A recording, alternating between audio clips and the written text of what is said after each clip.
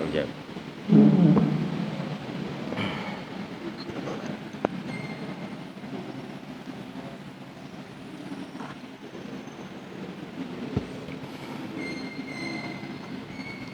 Assalamualaikum warahmatullahi wabarakatuh. Hamdan wa syukran ya rabbal alamin.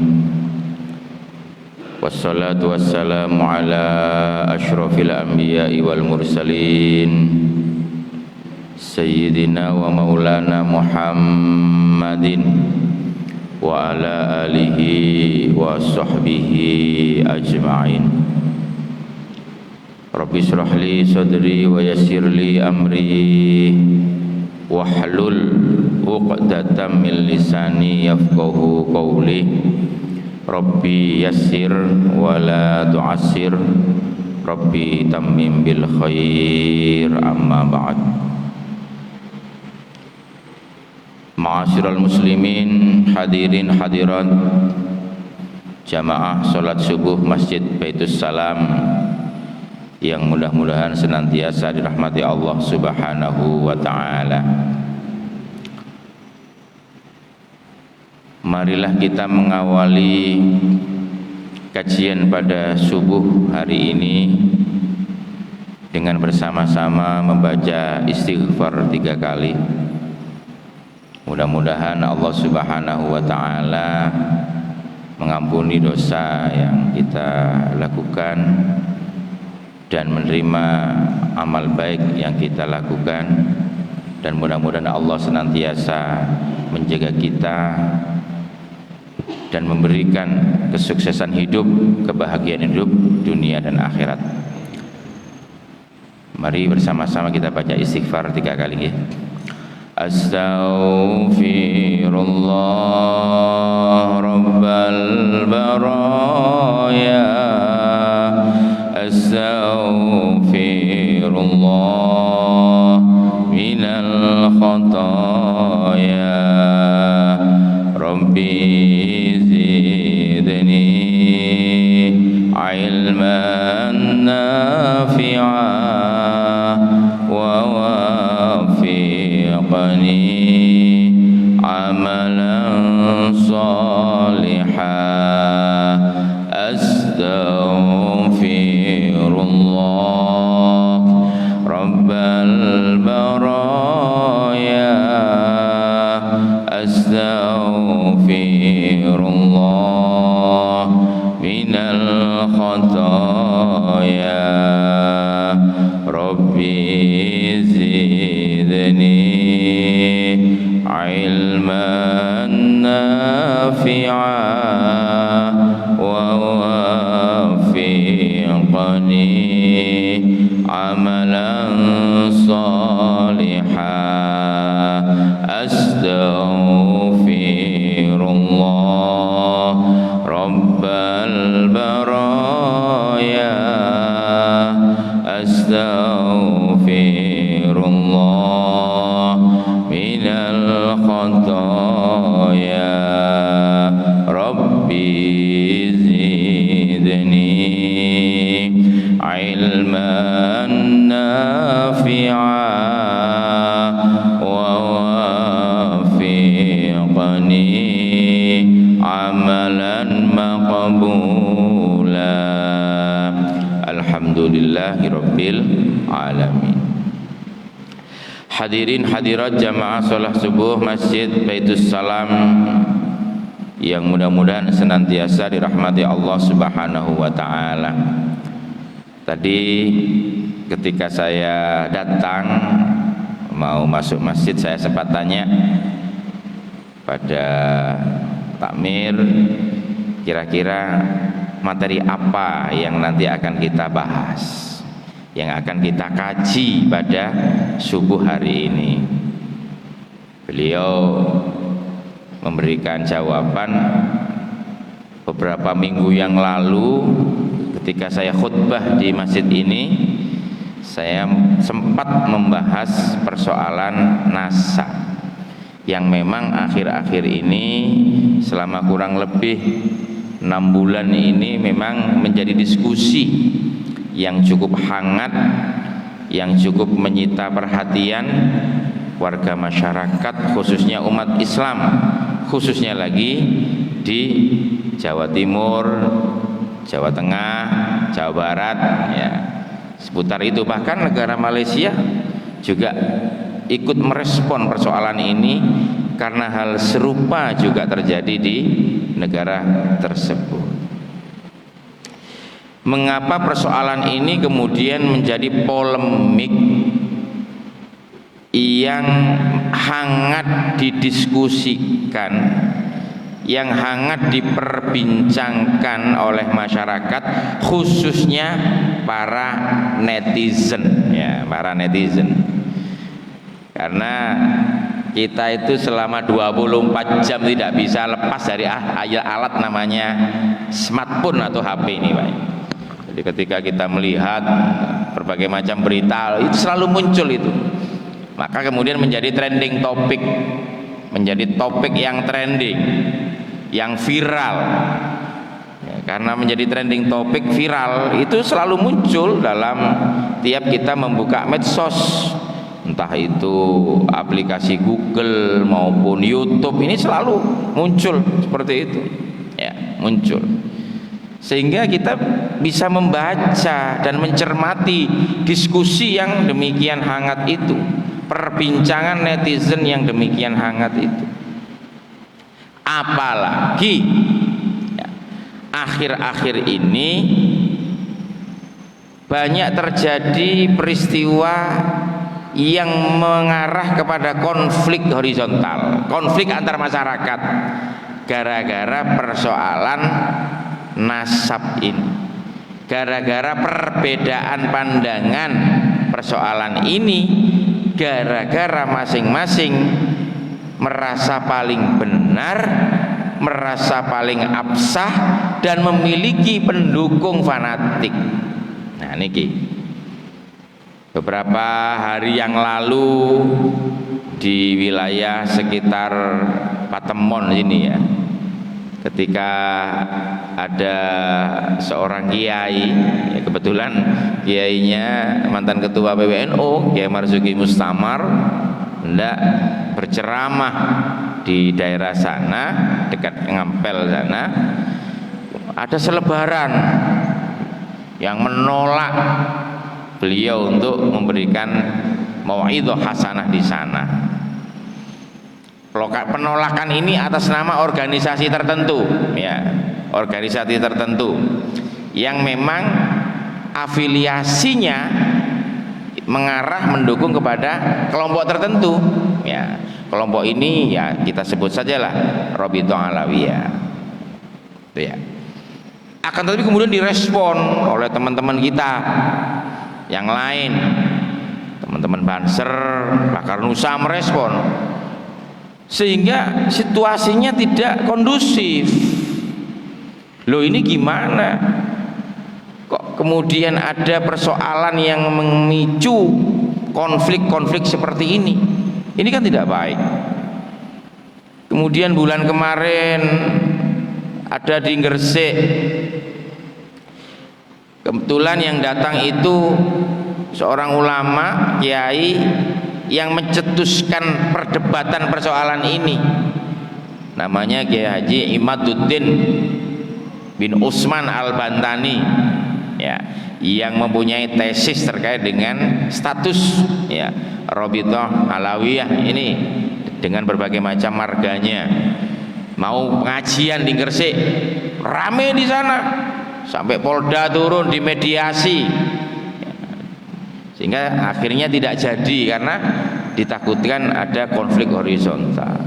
Di Jawa Tengah juga demikian, di Magelang juga demikian, di Jawa Barat juga demikian, dan di tempat-tempat yang lain. Bahkan beberapa waktu yang lalu, mungkin sekitar seminggu yang lalu, ada dari Polda Jatim secara khusus minta kepada saya, minta tolong agar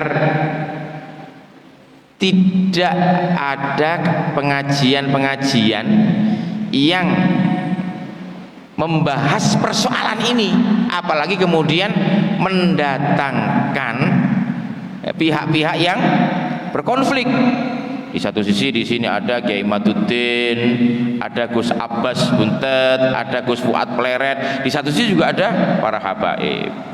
Ini kenapa menjelang katanya pilkada tanggal 27 November yang akan datang kita pilkada. Lah takutnya digoreng-goreng menjadi konflik, jadi tukaran, jadi benturan antar masyarakat. Lah maka sebenarnya ketika kita melihat situasi semacam ini harus dewasa kita dalam memahami persoalan ini. Ya opo sih sakjange ngono, kan begitu Bang. Seperti apa sih bener iku kaya apa? Karena akhirnya masyarakat menjadi tercerdaskan, masyarakat menjadi dewasa, masyarakat menjadi pintar, umat Islam bisa membaca secara objektif sebenarnya seperti apa, kan begitu Bang. Kok tahu-tahu ini ada Laskar Wali Songo ya, mengatakan ini dzurriyyah Wali Songo yang sambung kepada Rasulullah. Satu sisi di sini ada Robito Alawiyah yang mengaku habaib turunan Wali Songo. Sebenarnya posisinya seperti apa, kan begitu. Lah coba kita pelan-pelan kita coba pikirkan begini, pelan-pelan rentetannya sampai kemudian kita pahami mengapa terjadi hal seperti ini. Ya. Rasulullah Shallallahu Alaihi Wasallam itu dilahirkan pada hari Senin tanggal 12 Rabiul Awal, tahunnya kalau Masehi 571 Masehi, 571 Masehi. Nah ini penting karena konstruksi sejarahnya dari sini. Beliau ya diutus oleh Allah selama berapa? 13 tahun di kota Mekah dan 10 tahun di kota Madinah. Totalnya 23 tahun. 23 tahun. Inilah fase pembentukan sejarah peradaban Islam di awal-awal era Rasulullah. Al-Quran semuanya diturunkan pada 23 tahun ketika Rasulullah hidup di Mekah maupun di Madinah. Ini konstruksi awalnya. Mengapa banyak orang sekarang menisbatkan sebagai keturunan Rasulullah? Nah, penting ini Pak. Mengapa? Karena Rasulullah Shallallahu Alaihi Wasallam adalah manusia suci, manusia agung yang tentunya dzurriyyah-dzurriyyahnya memiliki keistimewaan. Maka disinilah kemudian ketika Rasulullah membangun sebuah tatanan masyarakat dan termasuk berkeluarga, beliau memiliki keluarga yang disebut Ahlul Bait. Ini Ahlul Bait, keluarga Rasulullah. Keluarga Rasulullah ini secara khusus yang disebut Ahlul Bait ini disebut Ahlul Kisah, di mana Rasulullah Shallallahu Alaihi Wasallam memanggil putrinya Sayyidah Fatimah Zahra, kemudian kedua cucunya Sayyidina Hasan, Sayyidina Husain beserta menantunya Ali bin Abi Thalib, kemudian melingkupinya dengan sorban begini. Hadza Ahlul Baiti. Riwayat yang masyhur seperti itu. Maka Ahlul Bait dalam konteks Ahlul Kisah ini adalah terbatas kepada Ali bin Abi Thalib, Fatimah Zahra, Sayyidina Hasan dan Sayyidina Husain. Allah Subhanahu wa taala secara tegas ya berfirman dalam Al-Qur'an, innama yuridullahu liyudhiba ankumur rijsah ahlal baiti wa yutahhirakum tadhhira. Innama yuridullahu, sesungguhnya Allah itu menghendaki, menginginkan, liyudhiba, untuk membersihkan, menghilangkan kotoran siapa? Artinya dosa-dosa maksudnya ya. Ahlal baiti, yaitu ahlul baitnya Rasulullah. Ya tadi itu 5 orang itu. Ya. wa yutahhirakum tathira, dengan sebersih-bersihnya. Itu garansi dari Allah kepada ahlul bait. Maka ketika panjenengan itu diajari ulama untuk mertawassul ya, li khamsatun utfi biha harrul wabail hatimah. Pertama apa? Al Mustafa wal Murtada wabnahuma wal Fatimah. Al Mustafa siapa? Rasulullah Muhammad SAW. Wal Murtada siapa? Murtada Ali bin Abi Thalib. Wabnahuma siapa? Sayyidina Hasan dan Sayyidina Husain. Wa Fatimah dan Sayyidah Fatimah putri Rasulullah. Inilah yang kemudian disebut ahlul kisah atau ahlul bait, yang memang wa yutahhirakum tathira tadi itu. Nah, ini nalarnya dulu di konstruksi demikian supaya kita tidak kemana-mana, lah. Lantas keluarga Rasulullah yang disebut aitratul Rasul, yang lain seperti apa diasporanya ya. Sayyidina Hasan dan Sayyidina Husain ya, itu memiliki keturunan kan begitu. Setelah Sayyidah Fatimah wafat ya, Sayyidah Fatimah putri Rasulullah wafat, dimakamkan di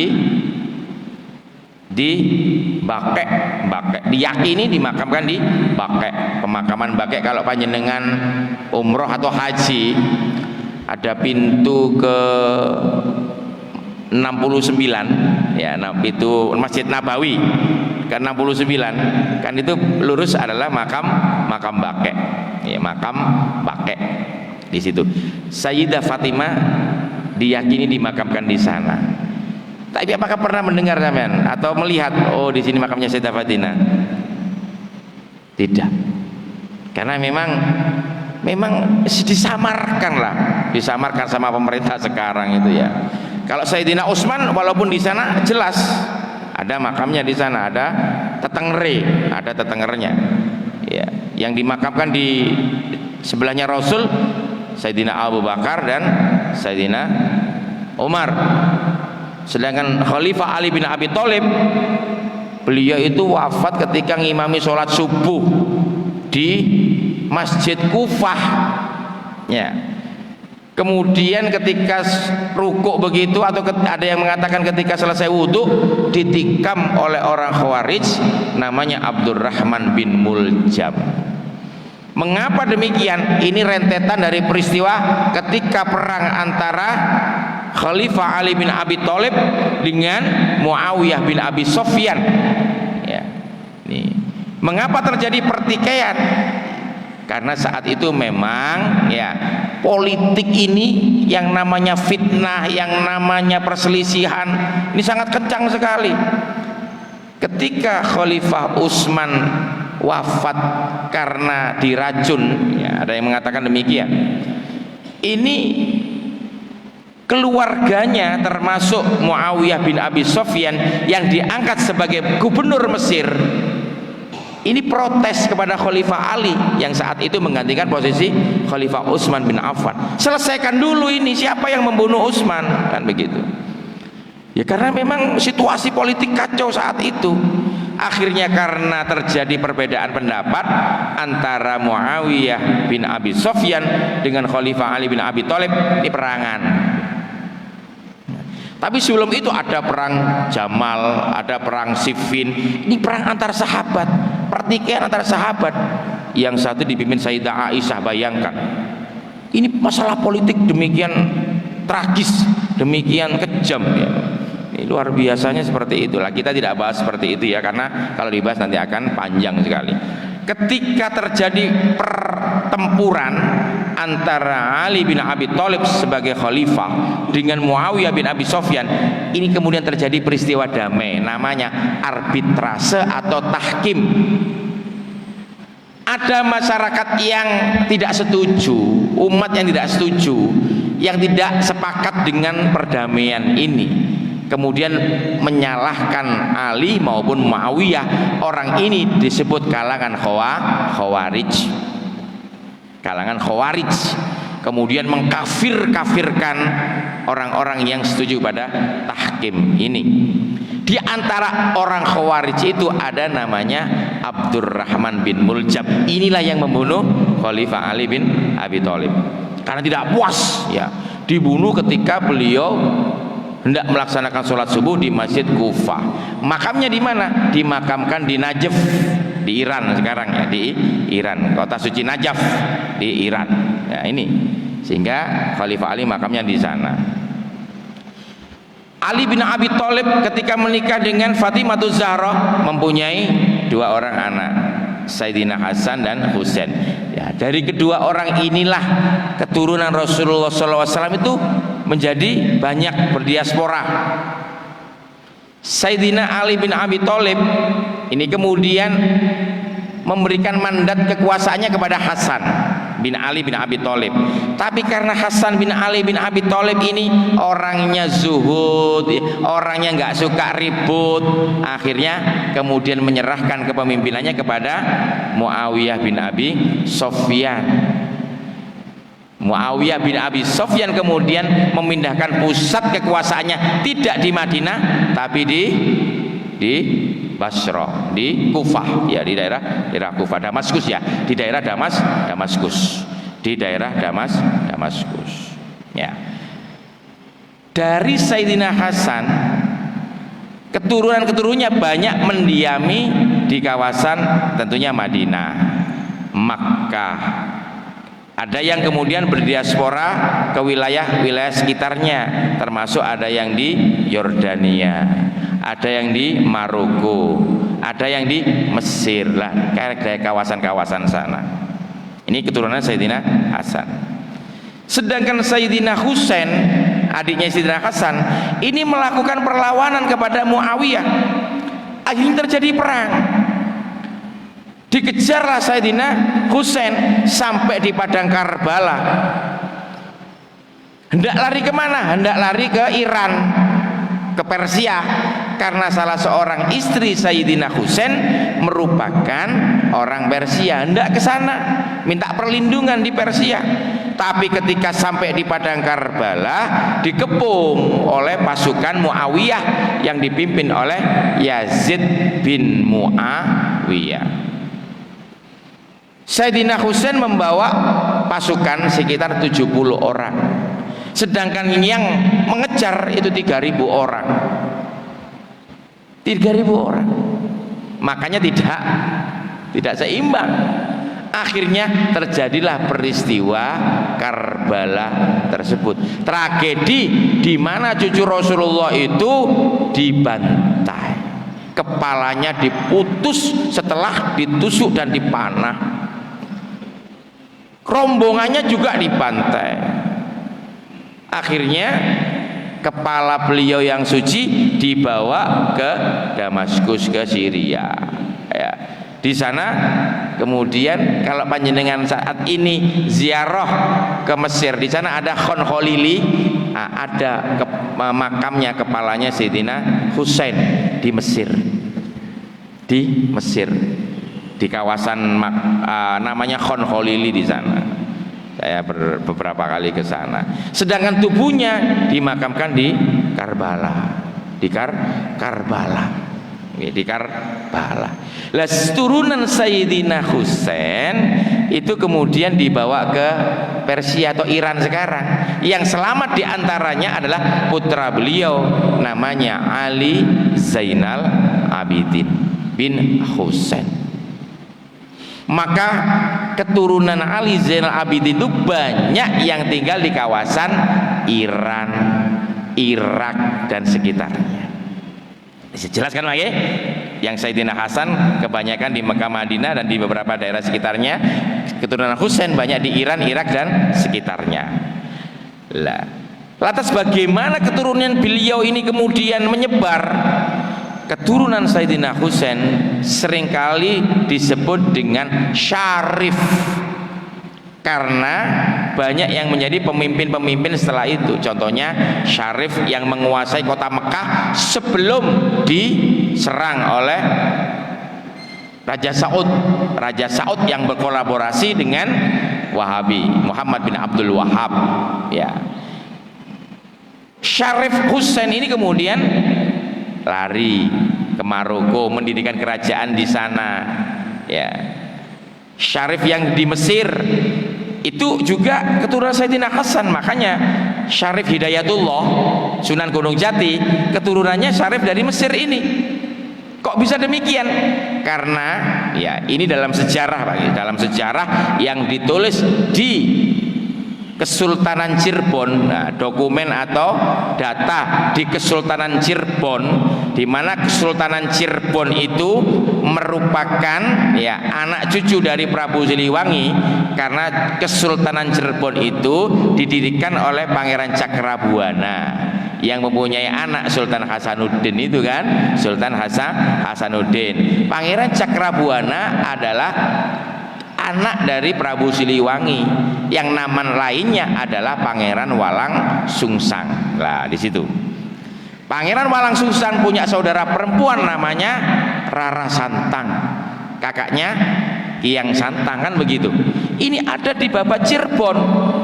Lah ketika oleh gurunya Syekh Kuro diminta untuk melaksanakan ibadah haji, ketemulah sama penguasa Mesir, menikahlah, punya anak, salah satunya adalah Syarif Hidayatullah yang kemudian kembali ke Cirebon menjadi sultan di sana, yang menurunkan Kesultanan Cirebon sekarang. Artinya apa? Nasabnya sambung kepada Rasulullah melalui Syarif Husain, penguasa Mesir, keturunan Sayyidina Hasan.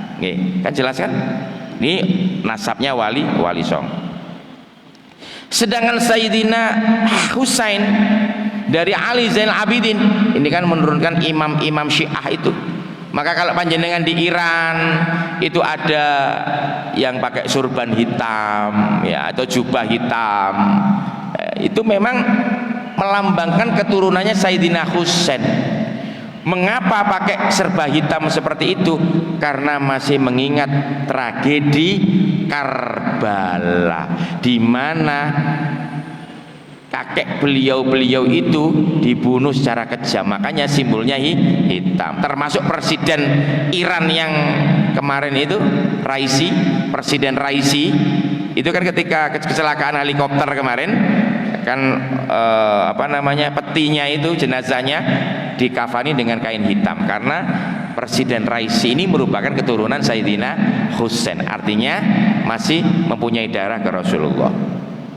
Lah, ini yang jelas yang di Iran ini dari keturunan Sayyidina Husain. Lantas mengapa di Indonesia ribut?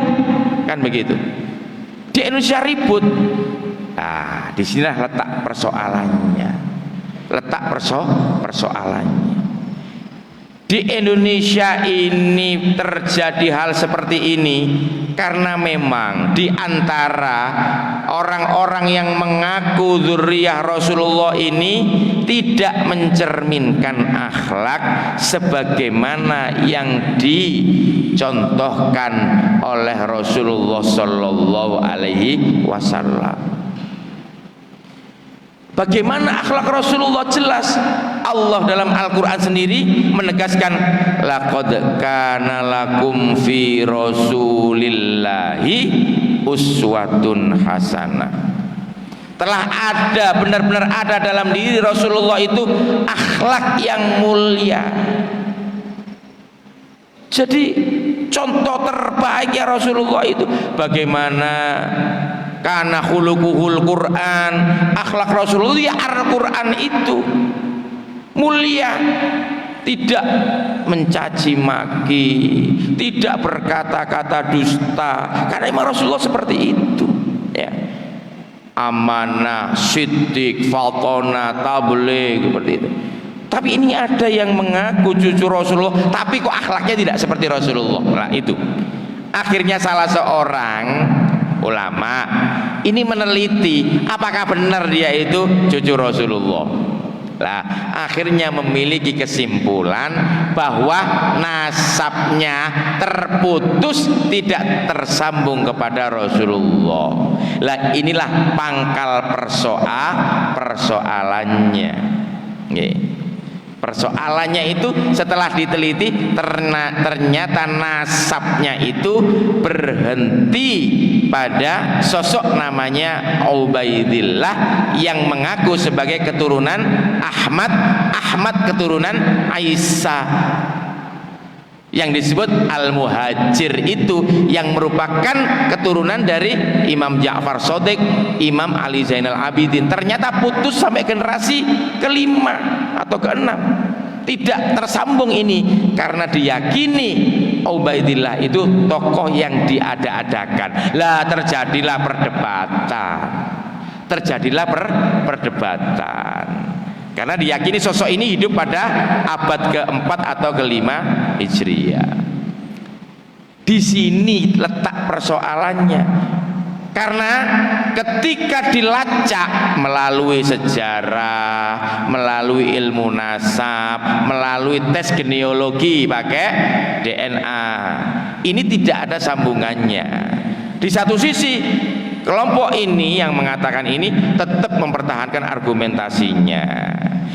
Di satu sisi kelompok ini meniadakan keturunan Wali Songo. Akhirnya keturunan Wali Songo dari tadi itu, dari Syarif Hidayatullah, dari Sunan Giri, Sunan Derajat, karena ini kan ada kekerabatan.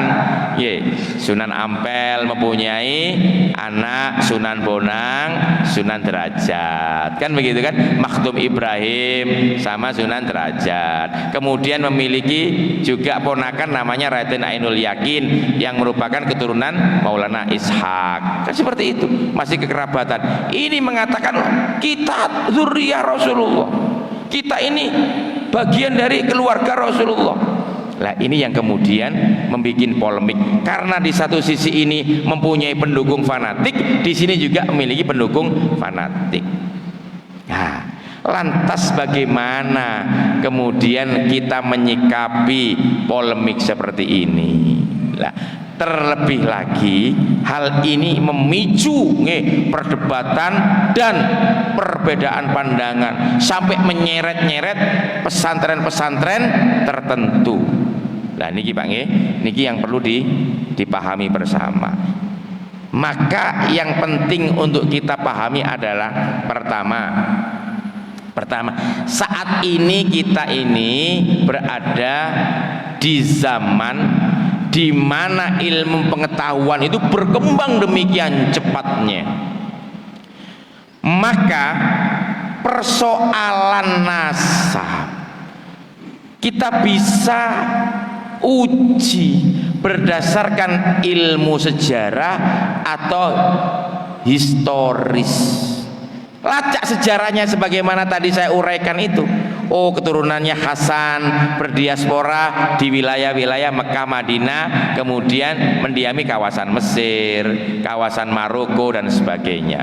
Ini bisa karena ada nakobah, ada organisasi yang mencatat secara detail, ya, secara rapi keturunan Sayyidina Hasan. Ada nakobah Maroko, nakobah Damaskus, Syria, nakobah Yordan, ada semuanya mencatat keturunan Rasulullah dari jalur Sayyidina Hasan. Nih, kemudian Sayyidina Husain juga demikian. Oh, keturunannya banyak tinggal di Iran sama Irak. Ada nakobahnya sendiri. Apalagi di Iran, ini jelas Pak. Nakobah di Iran jelas ini. Keturunan Sayyidina Husain ini jelas. Kita bisa lacak ke sana.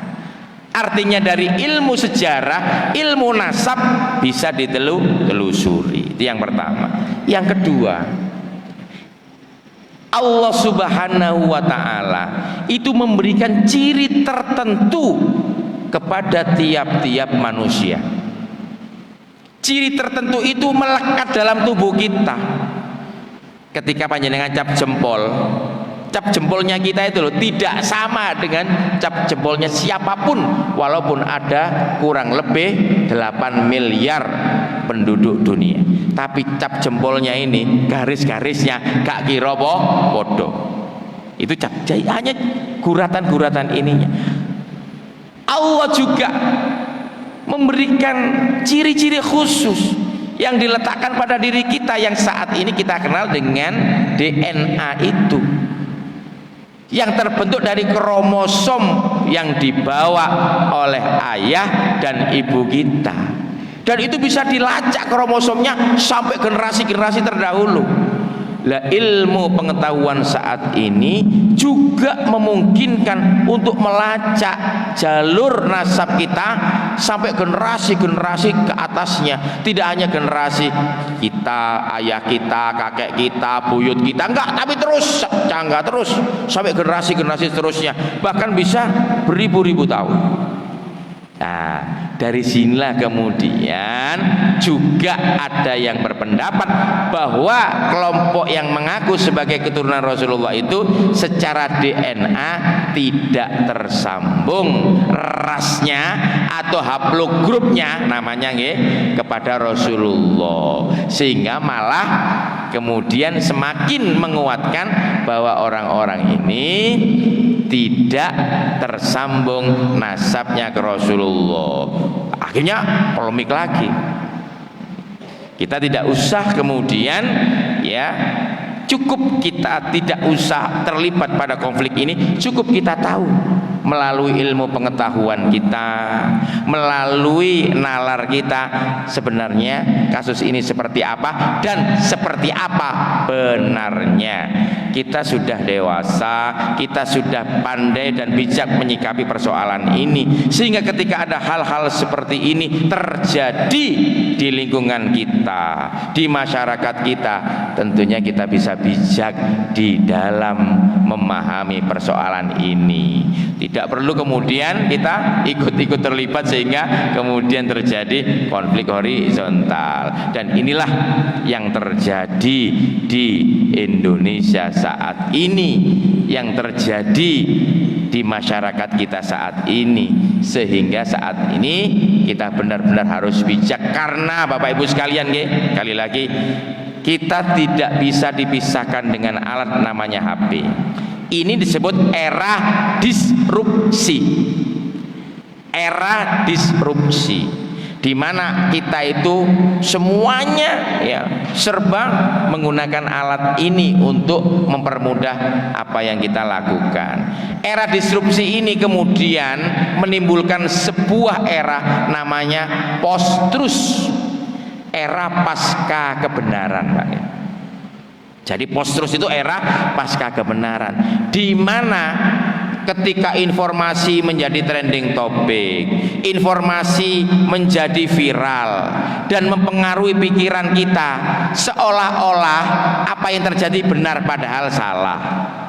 Begitu juga sebaliknya, padahal salah tapi seolah-olah menjadi benar. Inilah yang disebut era post-truth, era pasca kebenaran. Era pasca kebenaran. Contoh yang paling populer begini, era pasca ini kita bisa membandingkan nanti.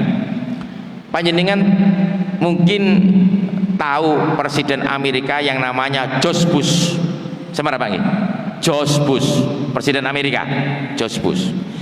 Ketika Presiden Amerika itu dikuasai atau dipegang George Bush ini pidato di Majelis PBB, Dewan Keamanan PBB.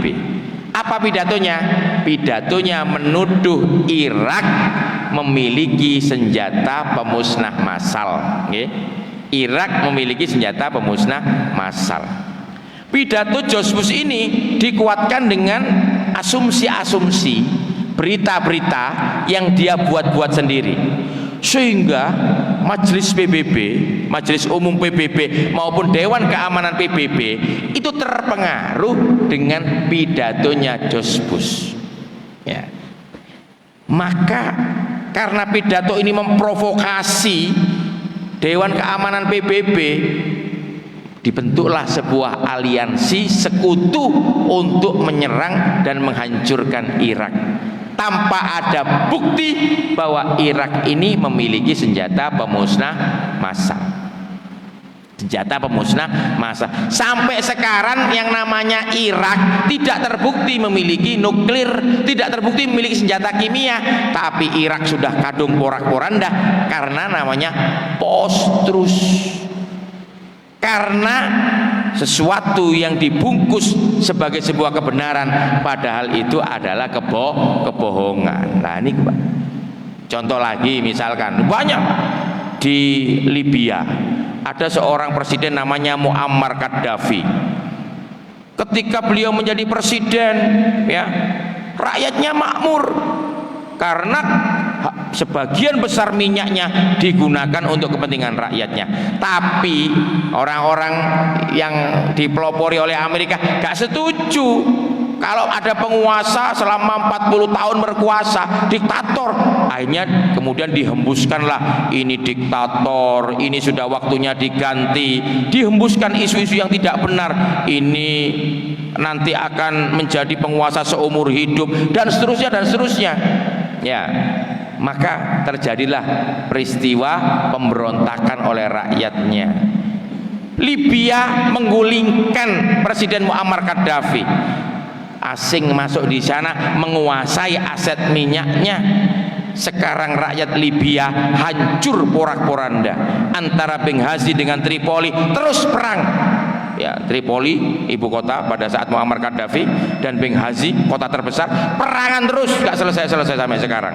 Rakyat sudah kadung porak-poranda. Dan rata-rata di negara-negara Timur Tengah ini hancur karena provokasi-provokasi yang tidak berdasar. Ketika Donald Trump menyalonkan presiden melawan Hillary Clinton, juga memakai trik yang sama. Donald Trump itu menakut-nakuti bahwa apa? Akan ada migrasi yang Islam yang luar biasa besar, ya, ketika Hillary Clinton menjadi presiden. Akhirnya kampanye Donald Trump ini kemudian mempengaruhi sebagian besar masyarakat Amerika. Walaupun pemilunya kalah 2 juta, menang Hillary Clinton, tapi yang menjadi presiden Donald Trump saat itu. Karena berhasil apa? Menang secara distrik dan mempengaruhi opini masyarakat Amerika dengan Islam bannya itu. Bahaya imigran muslim ketika masuk ke Amerika. Ini eranya demikian, Pak. Eranya demikian. Saat ini dia nyalon lagi, ya, yang lawannya adalah Kamala Harris dengan menggunakan narasi yang sama, tapi sekarang narasinya tidak berlaku. Inilah yang terjadi. Kalau sampai kemudian kita itu diprovokasi berdasarkan isu nasab, berdasarkan hal-hal yang tidak benar, benturan, maka dikhawatirkan Indonesia akan tercapik-capik sebagaimana negara-negara Timur Tengah. Indonesia akan perang saudara yang pada akhirnya asing akan masuk. Orang-orang yang ingin menguasai Indonesia dan mecah-mecah Indonesia semakin punya peluang. Bagaimana Jawa merdeka sendiri, Kalimantan dipecah-pecah menjadi negara-negara federal. Ini yang membahayakan, dan persatuan kesatuan umat Islam akan terancam. Sebenarnya desainnya kalau kita lihat mengarah ke sana. Maka dari itu mohonlah mari kita bersama-sama bijak dalam memahami situasi yang ada saat ini. Mungkin sebelum kita tutup ada pertanyaan yang disampaikan, kami persilakan. Monggo kalau ada. Cukup ya. Al-Fatihah.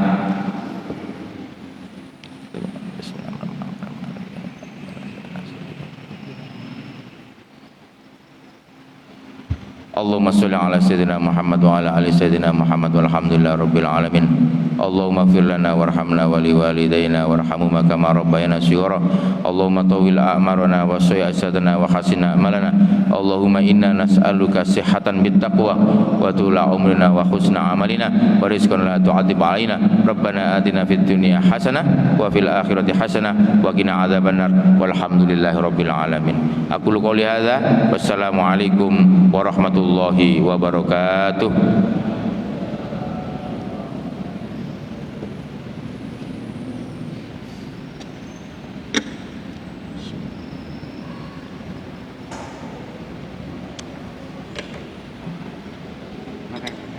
Terima kasih.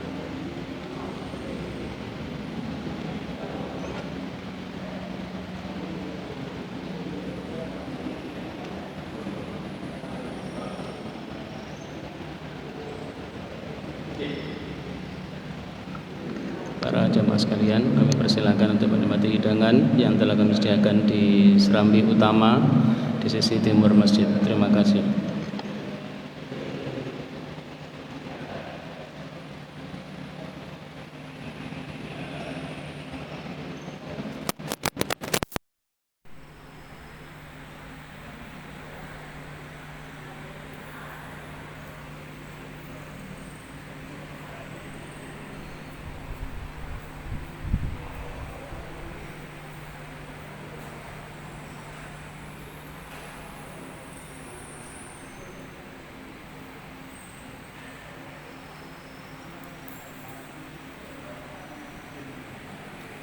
Demikian tadi kegiatan pengajian rutin Ahad pagi bersama beliau Al-Ustaz Dr. Haji Hasan Ubaidillah SHMSI.